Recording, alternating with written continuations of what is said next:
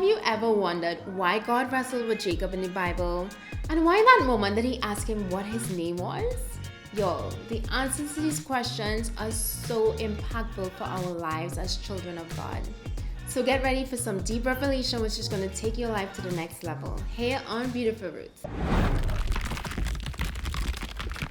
Hey guys, and welcome to Beautiful Roots, where we're planting seeds of wisdom to enjoy a fruitful life. My name is Rashida Alexander, and I am so happy that you guys are here today. I believe this video is going to be so impactful for your lives moving forward. Now, if it's your first time and you like the video, you like the content, you were impacted, make sure to share with a friend so they can also learn and grow.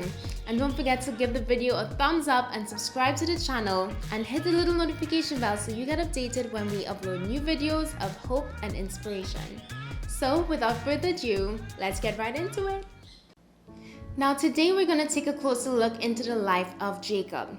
Now for those of you who don't know, Jacob is actually the grandson of Father Abraham.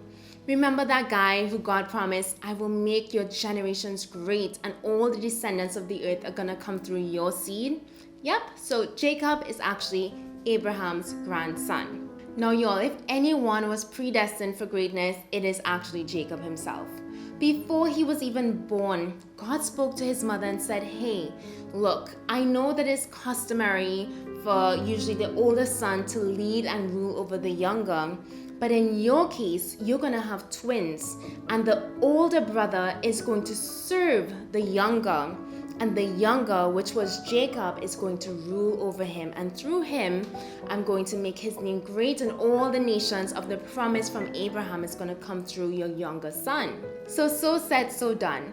Esau the older was born first, and Jacob came in after, and he was grabbing at Esau's heel when he came out the womb.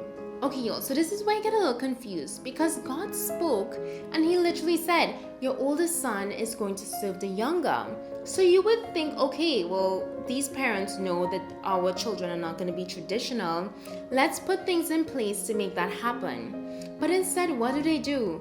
They name this son who is supposed to be great and rule, they name him Jacob, first of all, which means deceiver. So can you imagine growing up, Jacob is hearing constantly, come here, deceiver, deceiver, don't do that, deceiver, deceiver, deceiver, deceiver. And so he's growing up with this subconscious, like, okay, yeah, like I'm a deceiver. The moment he learns what the word deceiver means, he's like, oh yeah, that's me, that's what I am, right? But there was also something else in Jacob that knew that he was destined for greatness. How do I know that? Because throughout his life, you see him doing things to be able to achieve and be great, but he's doing it in his own strength.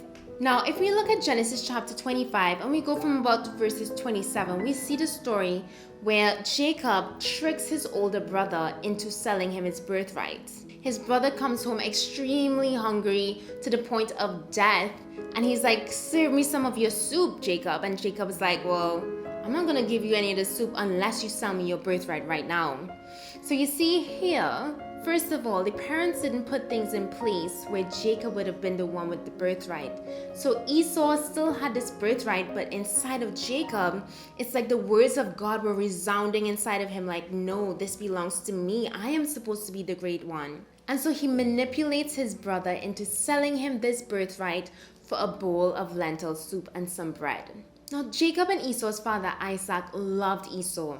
And so when he was on his deathbed, he was old, he couldn't see, he called Esau and he's like, Esau, look, I'm about to die soon. I want you to go out, make me some of your favorite soup, come back, and I am going to bless you. I'm going to give you the blessing of the older son. And so Esau rushes out to do what his father instructed him to do.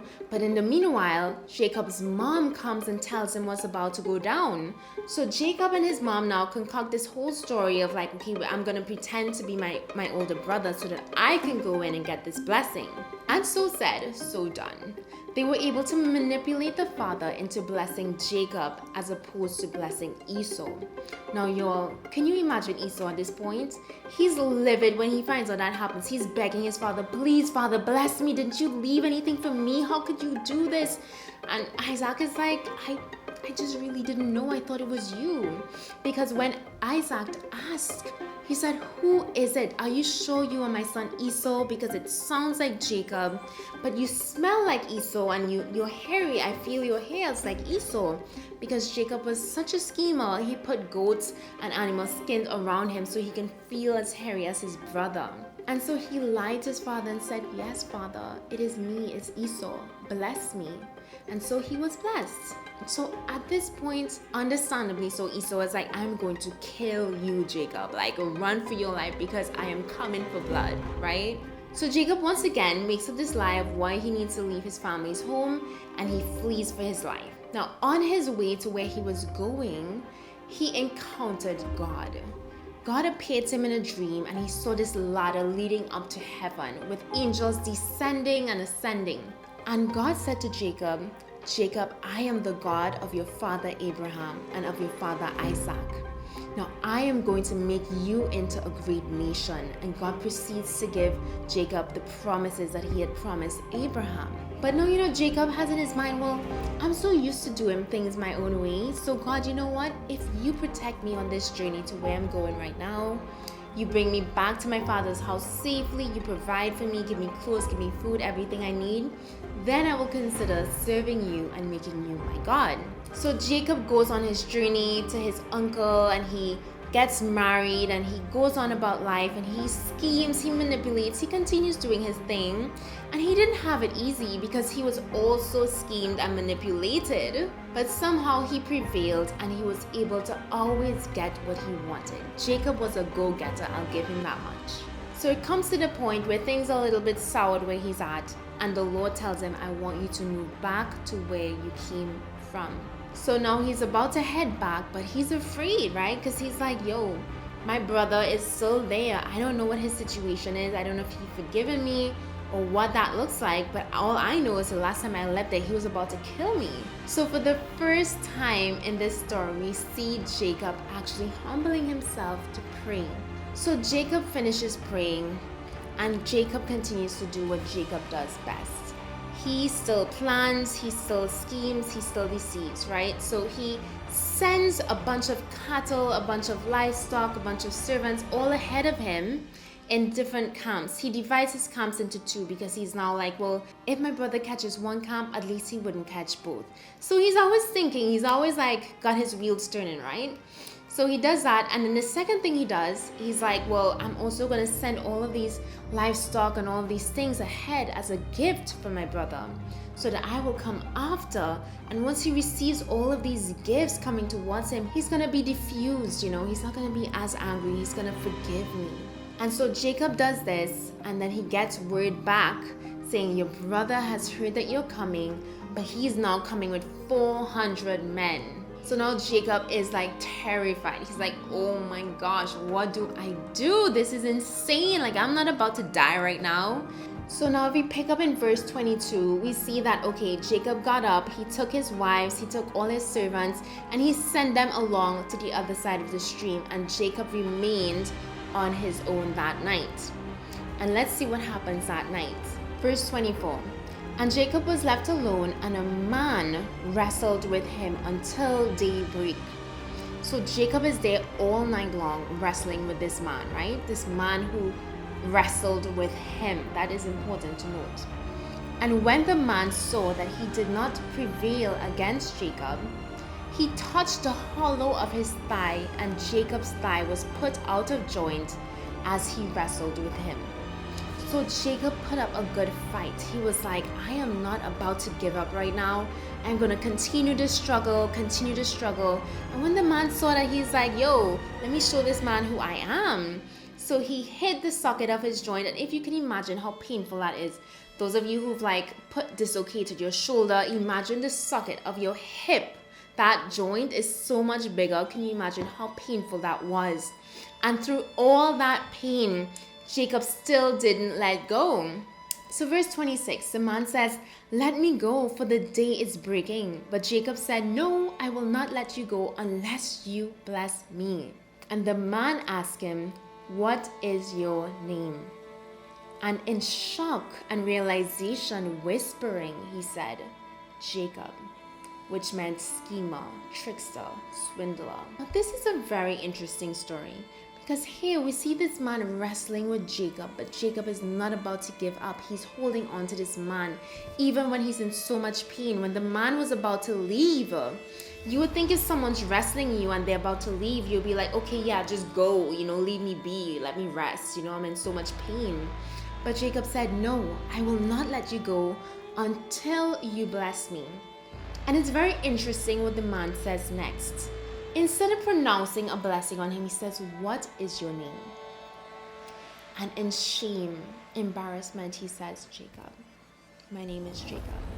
My name is schemer. My name is swindler. My name is deceiver. My name is manipulator. That's who I am.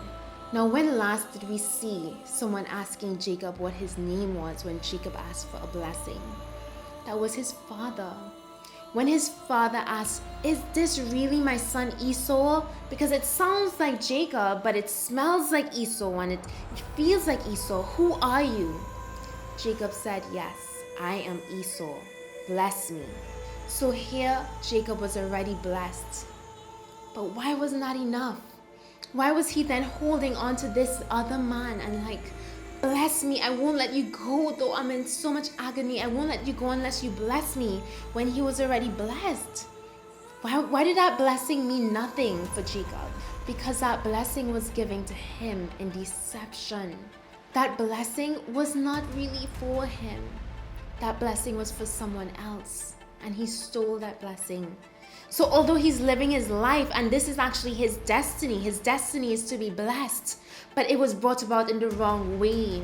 So now here we see Jacob holding on to this man bless me. I won't let you go until you do that. It's because he knows that this is no ordinary man. He knows that this is God. See, what did it come to? God had already been appearing to Jacob in so many situations, and Jacob's like, I don't know, God, if I really want to follow you, unless you do these things for me and you make it obvious that I need you, then okay. And God said, okay, well, let's do that. He puts Jacob in a situation where he's now fearing for his life, and he's all alone. That is so important to note as well. Jacob was all alone. God had to get him away from all of his things, his possessions, his wife, all of his abilities, his ability to do things on his own. He had to bring him to a place where he just had nothing and no one. Can you see yourself in that story at all? Where you know that there's something so great inside of you that you're trying to achieve. And you're doing what makes sense, what is logical to do in order to get to where you need to be. But somehow it's not enough. You may achieve certain things, but it's still not enough. You're not fully achieving your full potential, and some parts of you just feels empty. What is the purpose of all of this? And it's because you're so busy achieving and doing things on your own, and you haven't stopped to say, God, is this the way this should be done? God, show me your ways, show me your will. Show me your plans and your purposes for my life. Is this the right time? Is this the right door? Is this the right person for me, God? Show me. When we don't do that, we often jump ahead and we run ahead of ourselves and we run ahead of God. And we don't look back and we do our own things. Until God has to bring us to a place where we're so afraid, where no one else understands, and we're all alone, and we cry out to God. And when we cry out to God, it's a whole process. Sometimes we go through a whole season of wilderness where we're wrestling with God, but really we're wrestling with ourselves to find out who we truly are. Who am I, God? What am I created for? How is this gonna happen for me? See, God needs us to understand that He's the only one that has these answers. And unless the promise, unless the blessing comes through Him, it's not gonna mean anything at all. And so once God got Jacob to the point to admit, hey, I'm just me, I'm just Jacob, I'm a schemer, I'm a deceiver, I'm a swindler, I'm a manipulator. Once God saw that in Jacob, the humility, the willingness to give up, the willingness to surrender and to come naked before Him, in all his faults and all his pain, all his mistakes. Then God said, your name shall no longer be called Jacob, but Israel, which meant contender with God. For you have contended and have power with God and with man and have prevailed. You have held on to me for the first time in your life, Jacob. And for this I will change your name, and for this I will make your name and your descendants great. So to end the story, Jacob's brother Esau ended up receiving him in so much love and so much joy and so much peace. He offered him forgiveness, full forgiveness that Jacob couldn't even understand. He was like, at least take the things that I've given you. And Esau said, no, brother, I don't even need anything from you. I just forgive you and I love you and I'm excited to have you back. You see, this is how easy things can be when we actually surrender our lives to God and we do things God's way. So God is wanting to ask you right now, what are the things in your life that you're holding on to, that you're trying to do on your own strength? What are the dreams that you have, the things that you know God put inside of you to achieve? Just hold those before you right now and take a moment and surrender it all to God. God, not my will, but your will be done. Not in my timing, but in your timing. Not the way that I think it should be, God, but however you see fit. Direct my path. I trust you, God. You see, after that moment, Jacob, who is now called Israel, he realized, hey, wow, I can trust God. I can trust this God. It's no longer the God of my fathers, Abraham and Isaac, but now he's my God. Because now I know him. I know that he's good for his word and that he will see me through. And that's what God wants for you today. He wants you to know that you can trust him, that he's here for you, that he loves you, that whatever you think you can achieve on your own, you can go so much further with him, in his will and in his way. So I hope that was a great reminder for you guys. It certainly was for me. So for those of you watching who have absolutely no idea what it means to even surrender your life to God, in the information box above, I'm going to link a video about salvation and what that actually looks like, and it's the best decision that you can ever make. It is the only way to living a life of freedom and destiny in Christ.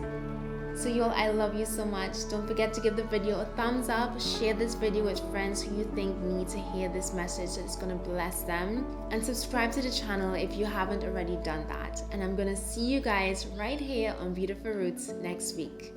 Love you guys. Bye.